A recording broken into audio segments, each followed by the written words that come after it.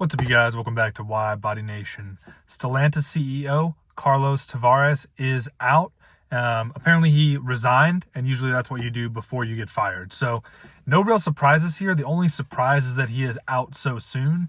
They had renewed his contract seemingly through 2026, which everybody was like, well, if they follow through with that, Stellantis is probably not going to be a company anymore. But in this video, we are going to talk about really what Stellantis, what FCA, what Dodge, Jeep, Ram, any invested party should have done, could have done, and then what they need to do in the future if they want to make any money, and also if they want to be seen as a cool and a leading brand, which they got pretty comfortable as being the cool guys on the block, but that wasn't because of anything they've done recently. That was because of what Dodge, FCA did in 2012, 2014, 2015 with the Hellcat, and so on and so forth. So if you guys have a Mopar, head to destroyer1320.com, protect your neutral strap, protect your VIN, and we now offer more products like GPS KillSwitches from TrackHawk GPS. We have even added some performance parts, starting with the AWE Track Edition exhaust, which I have on my 2022 Hellcat Charger, Jailbreak, Red Eye, all those things. So you guys have heard that exhaust. We want to start bringing more performance products to you. We don't want to just do theft deterrent, so check out destroyer1320.com and use a discount code because we have plenty on there as well. So reported today, Sunday, December 1st. It's pretty much every finance, every news site has it. We're referring to the Associated Press and Yahoo Finance here. But it looks like he, as in Carlos Tavares, has stepped down. Now, he has been CEO since 2021-ish, for about 4 years. Let's see right here. Now, everyone's been talking about him for the last 2-ish years because, you know, the revenue drops have been severe.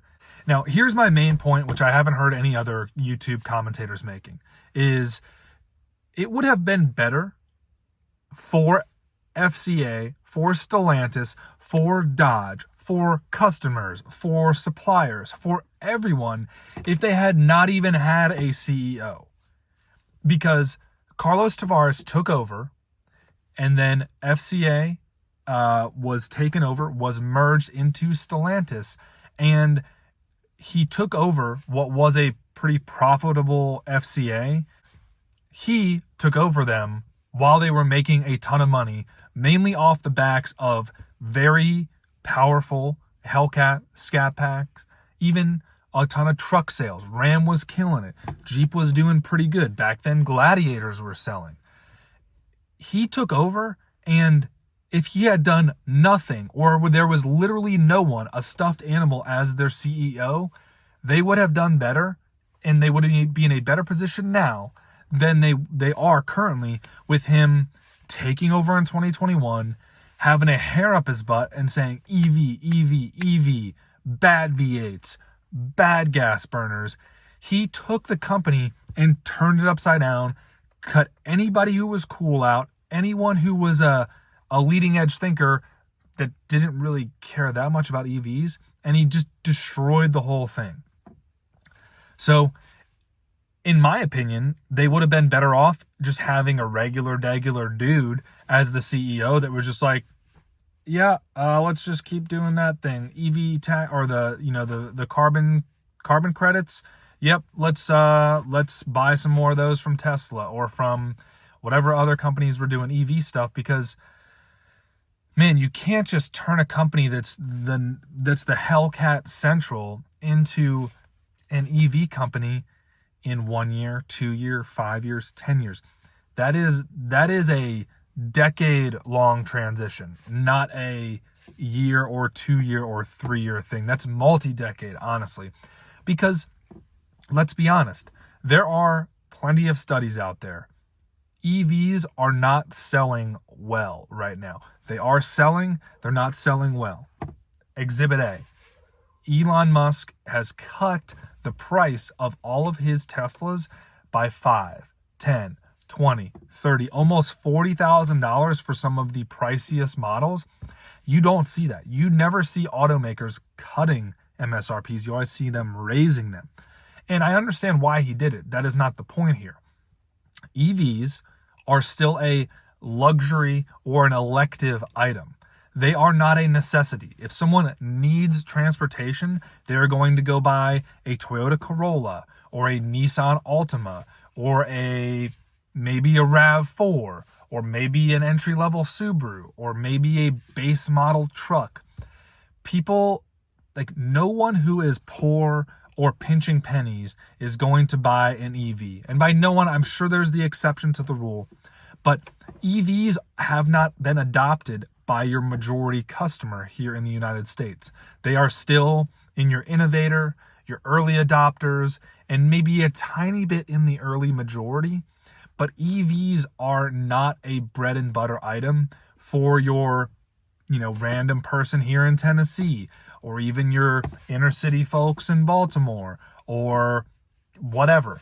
The only places where EVs you see a lot of them is in your uppity areas in every, metro area. And then in California and other places where they are making it so unlivable to have a regular car that if you're going to get a car, you really consider getting a hybrid or an EV and really not any type of just pure gas burner. Even though my wife's 2020 RAV4 right there, it's a RAV4 TRD off-road, gets 30 miles a gallon. It's going to run for a long, long time. It's got 70,000 miles on it. All we've done is change the oil and rotate the tires. I mean, that's pretty much it. So all that rant just to say that EVs are a thing. They're here. They're whatever small percentage of the market, slowly growing. A lot of people bought them as second, third, fourth vehicles during COVID when everyone had extra money and rates were 0%, 1%, whatever.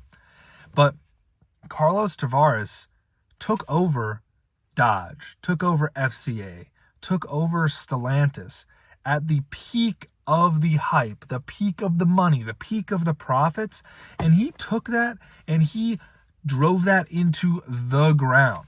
Like, he is worse than the Cowboys. But if he had done nothing to change the business model of FCA before they were taken over by Stellantis and a bunch of their good people were fired at the executive level, if he had done nothing, they would not be in as crappy position as they are now.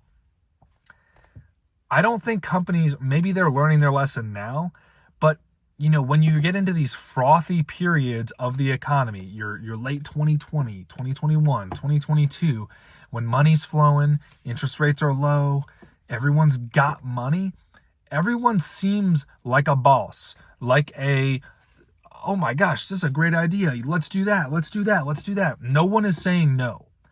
No one was there to tell Carlos Tavares no or slow down, or no and slow down. Do not get rid of the V8 yet. Okay, start R&D on EVs. Start R&D on hybrids. Let's merge them. Let's do a hybrid Hellcat instead of a F the Hellcat, suck it, customer, drive this EV charger crap.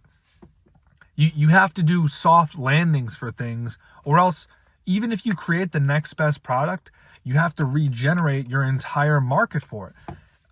I bet you 8, 9 out of 10 Hellcat Scat Pack owners, even just RT owners, most of them are, no matter what Stellantis comes out with now, they are probably not going to buy it, and they sure as crap are not going to pay big money for it.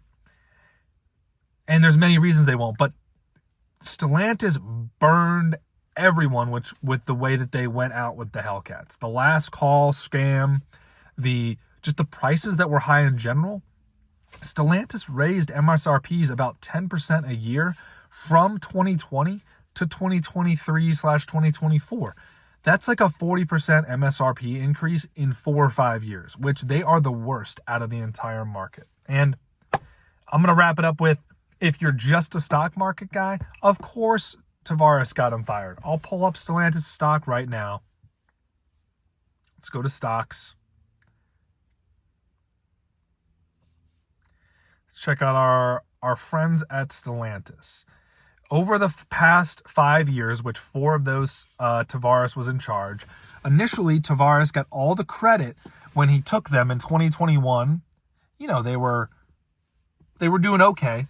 But, oh, look, in 2023, they hit, in 2024, March 17th, 2024, they hit $29.18 a share, which would mean their market cap was probably $70-80 billion. Just quick math. They hit almost $30 a share. Now they're at $13.20, which is even lower than when he took over back in January. Back in January of 2021, they were between $18 and $15 a share, and then he brought them back up. Oh, they went through a tough part in 2022, down to about where it is now, and then he rode the wave, that funny money wave in 2023 for last call when they were squeezing the dollars out of you and me. If you bought a car back then, I didn't. I bought my 2022 back in 22, so I guess you could say they got money out of me too, because the MSRP on that car was like 96. Woo! But all that being said, even if you just looked at this stock graph, should Tavares be around? No. So, hope you enjoyed my rant. The rants are coming back to the Why Body Nation YouTube channel. It's going to be a daily thing. We'll be on the computer. We'll be out in the garage. We'll be right here in the Power Wagon. Yes, I have a Power Wagon now. It's a 2019 with about 66,000 miles on it that I just bought a few thousand miles ago. So we'll see how long this here truck lasts on the channel, and stay tuned for a lot of drifting in 2025, because it's the thing to do. Get into drifting and protect your Mopar at destroyer1320.com. Thanks for tuning in. Stay safe out there, and I will see you guys for the next video. If you love your car, do not buy one of these. These were great in the 90s, but it's 2024. This is what I use. It's called TrackHawk GPS, and the best part is it has a kill switch built in. To use the kill switch, simply open the TrackHawk GPS app, send the command, and now I have the key right here, foot on the brake, nothing. So even if someone had your key, they could not steal your car. But let's say it's you and you want to drive the car, simply go back into the app, disable the kill switch. It's that quick. You see green and you're good to go. Now let's say that you forget to use your kill switch and someone does steal your car. Luckily, TrackHawk provides geofencing, live tracking, and trip history so that there is virtually no way your car doesn't get recovered. The best part is that we cover all modern makes and models, and we have a certified network of installers found on our website. TrackHawk GPS. Kill it, track it, keep it.